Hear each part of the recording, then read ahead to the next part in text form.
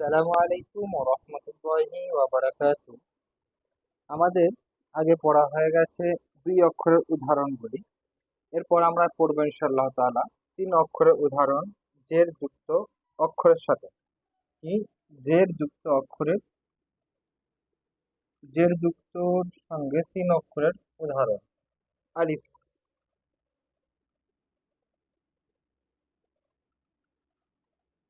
বা, লাম।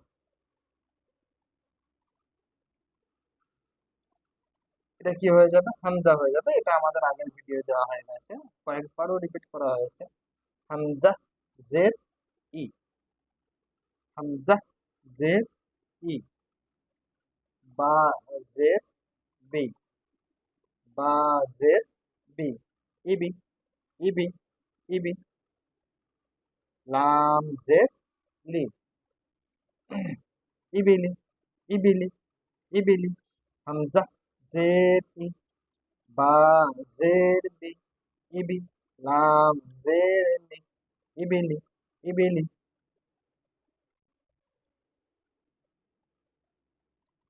র,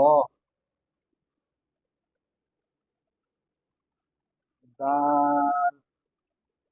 জায়গাটা শর্ট হয়ে যাচ্ছে, ওই জন্য একটু গায়ে গায়ে লিখে দিচ্ছি।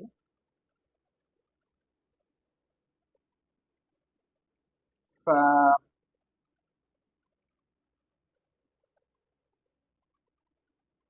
র, জবর, র। র, জবর, র। দাল, জের, দি।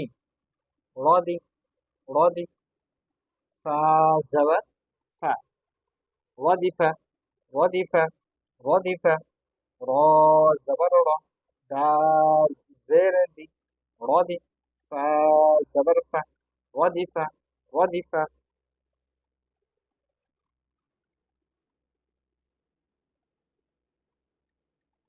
হা,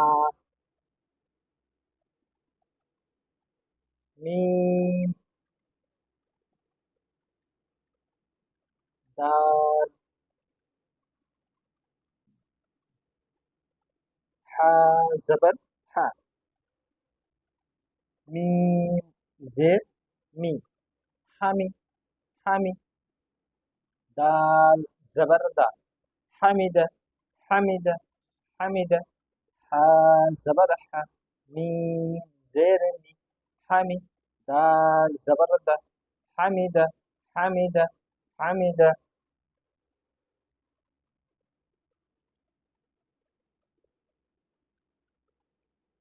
শিন,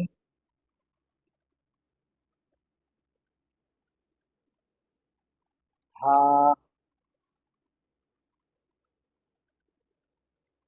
দাল। শিন, জবর, শা। শিন, জবর, শা।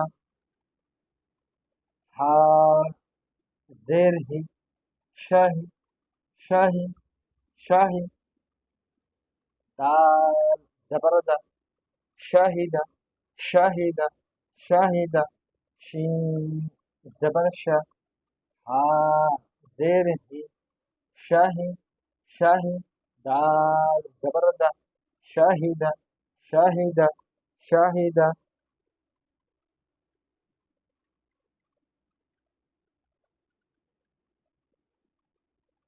বা,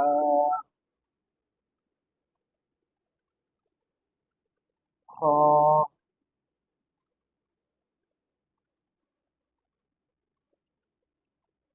লাম।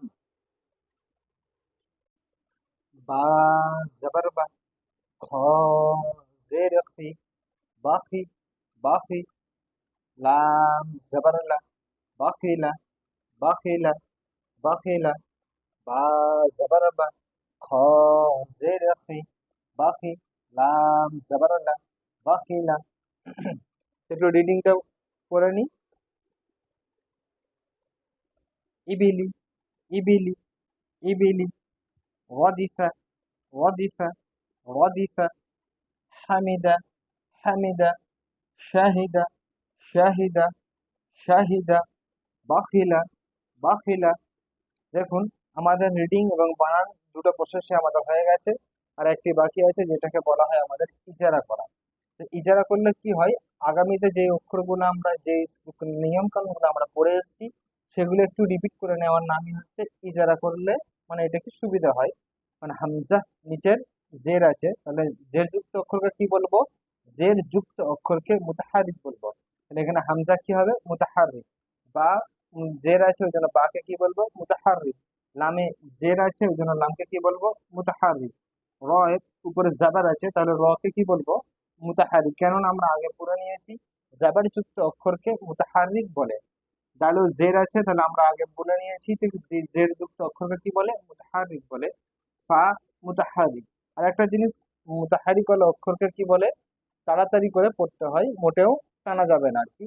যাবার জের পেজ যে অক্ষরের উপরে থাকবে তাকেই তাড়াতাড়ি পড়তে হবে, এতে কোনো টান দেওয়া যাবে না। অক্ষরে যে পরিমাণ টান দেওয়া আছে সেগুলো হয়তো টান হবে, কিন্তু যখন আপনি রিডিং করবেন তখন এর মধ্যে কোনো কিছু টান আসবে না। যদি টান এসে যায় তাহলে আপনার পড়াটা মানে ভুল হয়ে যাবে।